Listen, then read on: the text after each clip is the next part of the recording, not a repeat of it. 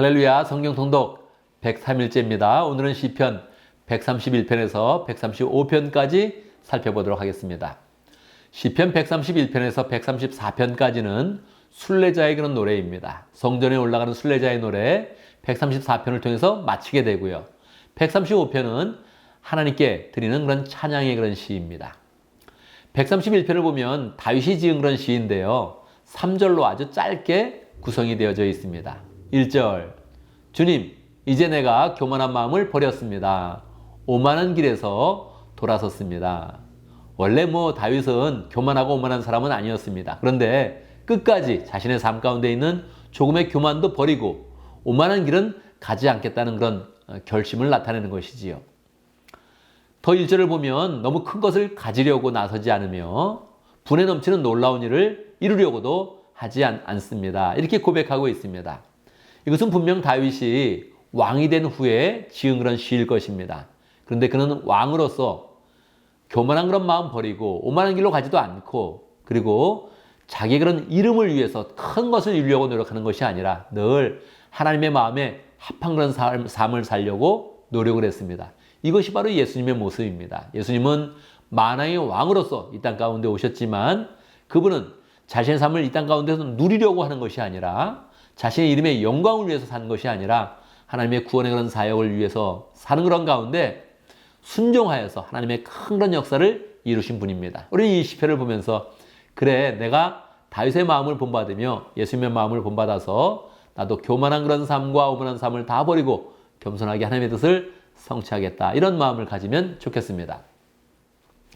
132편은 저자를 알 수 없습니다. 그런데 그 내용 가운데서는 다윗이 성전을 지으려고 선한 마음을 가졌고 또 그 아들 솔로몬이 성전을 지을 수 있도록 잘 준비한 그런 모든 그런 과정들을 노래로 만들었습니다.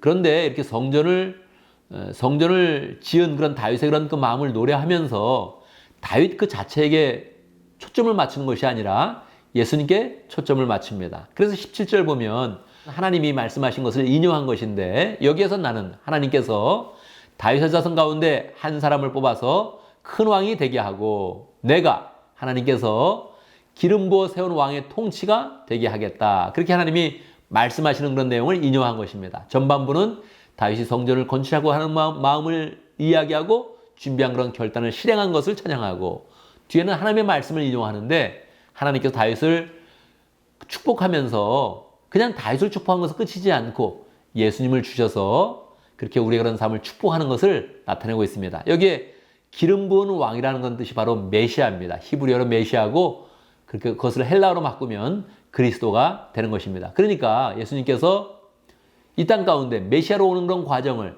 다윗을 노래하면서 이미 시편에서 기록하고 있는 것입니다.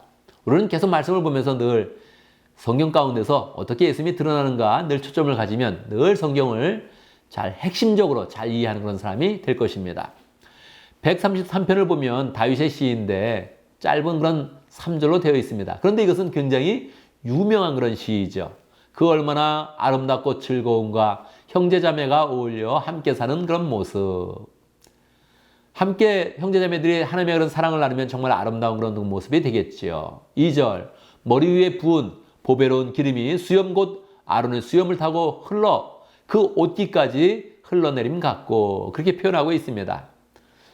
원래 제사장에게는 기름을 붓습니다. 그래서 기름을 부어서 그 기름이 아론의 수염을 타고 흘러내리는데 이것은 그냥 단순한 그런 기름이 아니라 성령의 기름 부으심을 의미하는 것입니다. 그래서 우리가 형제 자매가 한 공동체를 이루어서 사랑을 하게 될 때 성령께서 우리 가운데 함께 하셔서 성령의 은사와 은혜들이 우리 공동체 가운데 풍성하게 임할 것이다 하는 것을 찬양하는 것입니다. 그래서 우리는 이 찬양을 부르면서 정말 형제 자매를 더 사랑하겠다. 그 가운데 성령의 은혜를 풍성히 함께 누리겠다. 이렇게 소망하면 좋겠습니다. 134편은 성전을 올라가는 순례자의 노래 중에 마지막 노래입니다. 이것도 3절로 된 그런 짧은 그런 시인데요. 1절, 밤에 주님의 집에 서 있는 주님의 모든 종들아 주님을 송축하여라. 그렇게 하면서 주님을 송축하는 그런 그 내용을 독려하고 있습니다. 그런데 보통 낮에 찬양을 하잖아요. 그런데 밤에도 찬양해야 된다는 거예요. 밤은 무엇입니까? 우리가 의미적으로 살펴보면 절망의 시간, 고민의 시간, 그런 시간이 되겠죠. 두려움의 그런 시간이 될 것입니다.